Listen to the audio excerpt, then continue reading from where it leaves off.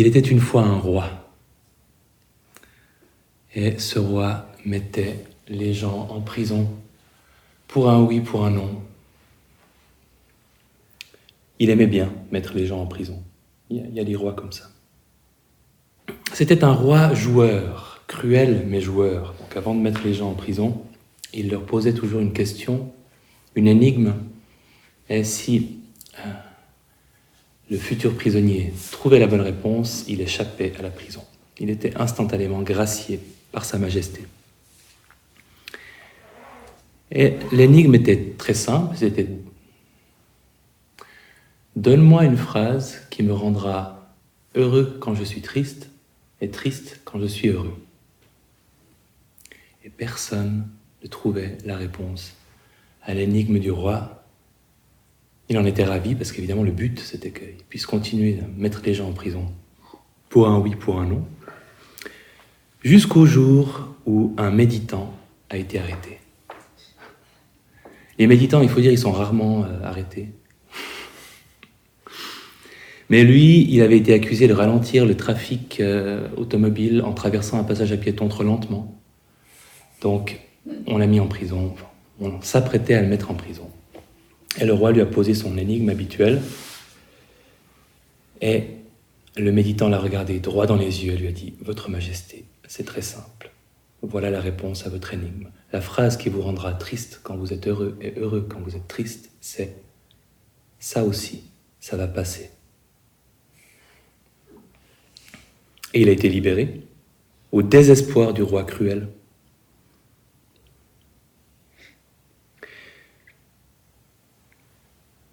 Et pour nous, ça aussi, ça va passer dans le contexte d'une retraite méditative.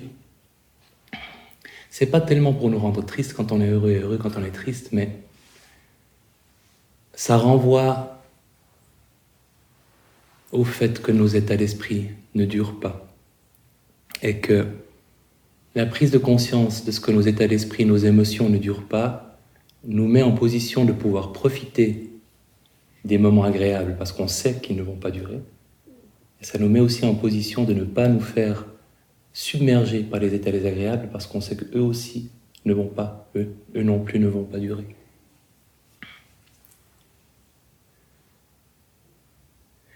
Et vous aurez des moments où vous serez concentrés qui ne dureront pas. Et des moments où vous serez déconcentrés qui ne dureront pas.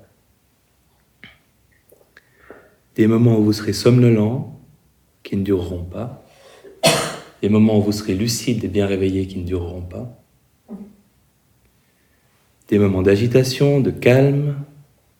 Des moments où vous serez dans le rejet de quelque chose. Des moments où vous serez dans l'acceptation qui ne dureront pas.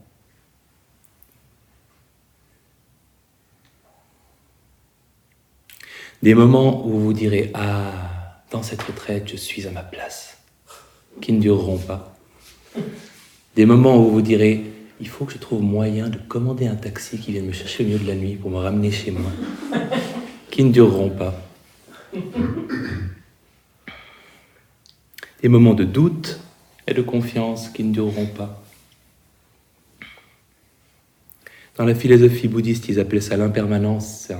C'est un très joli mot, je pense, qui gagne à être sorti de la philosophie bouddhiste, qui peut être utilisé par n'importe qui. L'impermanence des états, les états mentaux ne durent pas. En fait, ils durent, d'après une neuroscientifique américaine qui s'appelle Jill Bolte Taylor, qui a écrit un livre de vulgarisation scientifique et aussi où elle raconte sa propre histoire parce qu'elle a vécu une attaque cérébrale en tant que neuroscientifique de l'intérieur et elle a survécu pour en parler et pour s'en remettre. Et dans ce livre, elle dit que la durée d'une émotion, la durée d'un état mental, c'est de 90 secondes. Si on ne fait rien d'autre que de le mesurer dans le laboratoire. Donc c'est pas seulement un concept philosophique, cette idée d'impermanence des états mentaux, des émotions, des pensées, des états d'âme, c'est aussi une réalité scientifique.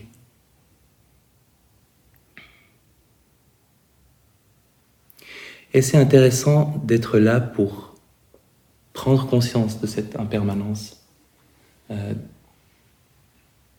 Et ça peut parfois nourrir la méditation, parce que si on est tenté de s'accrocher à quelque chose ou de s'énerver contre quelque chose, de se rappeler que ça ne va pas durer, permet d'avoir une perception plus équilibrée de ce qui nous arrive.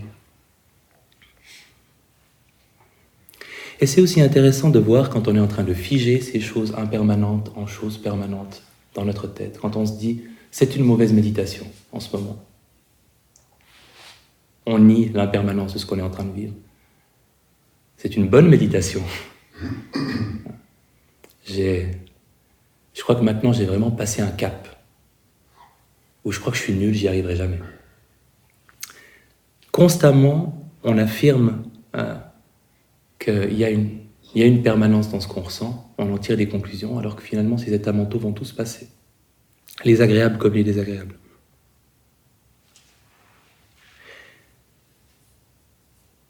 Et c'est là une des raisons pour lesquelles c'est difficile pour nous d'observer,